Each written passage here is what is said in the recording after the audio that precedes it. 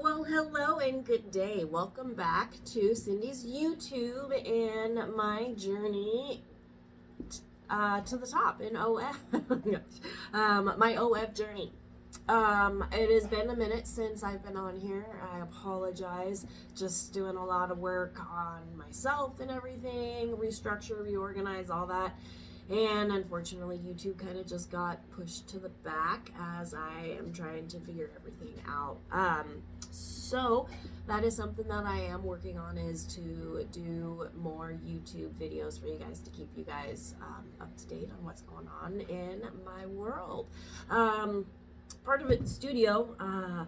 Been doing a little work in the studio, getting it organized and clean and presentable, I guess, because this is where I am going to be doing all of my work.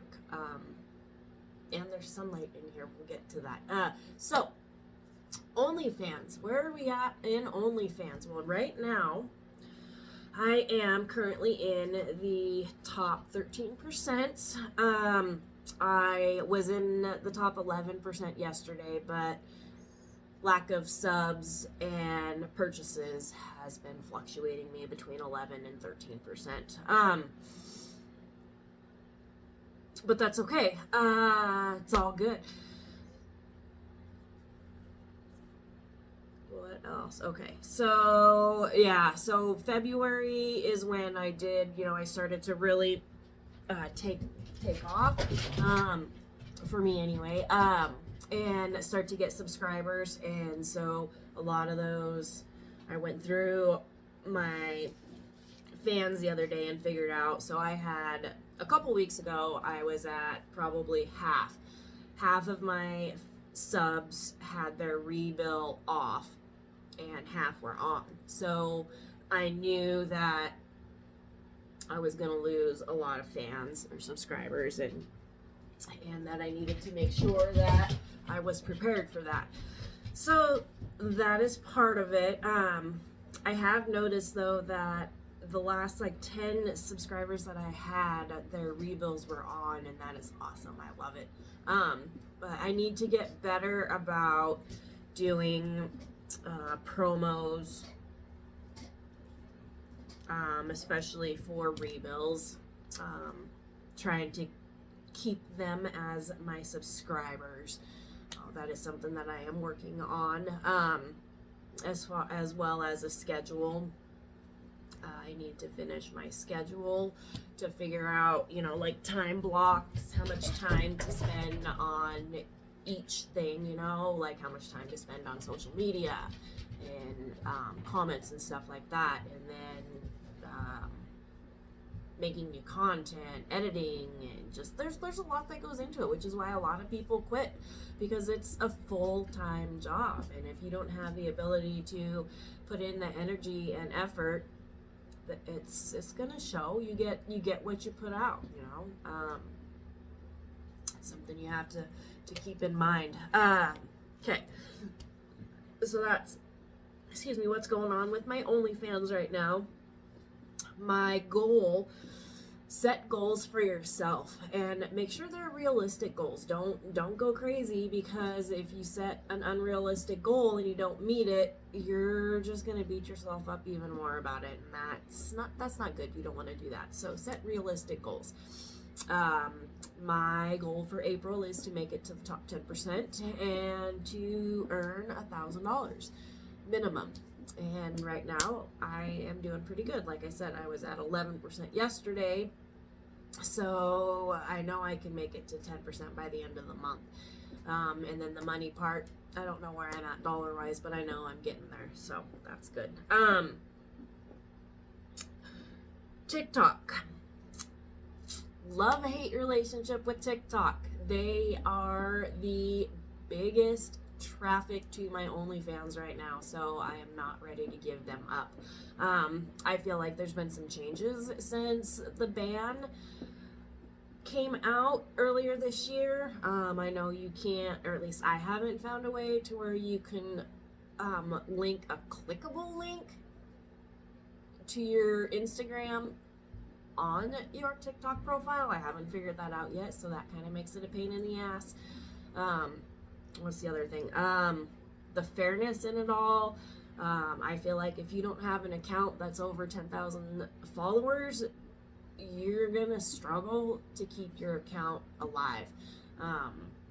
10,000 and over, they can get away with so much more, literally wearing a string, a thong bikini, and clapping their ass on video, and it's out there for everybody to see, and they don't get it banned. But I can't wear a t-shirt and shorts without getting banned for sexually suggestive content and services and excessive nudity. So what's the deal?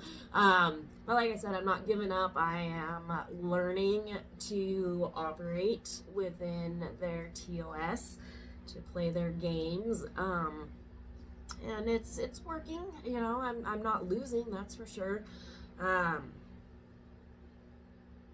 What else? So yeah, TikTok lives. I do have more accounts that I made, and I am able to go live now.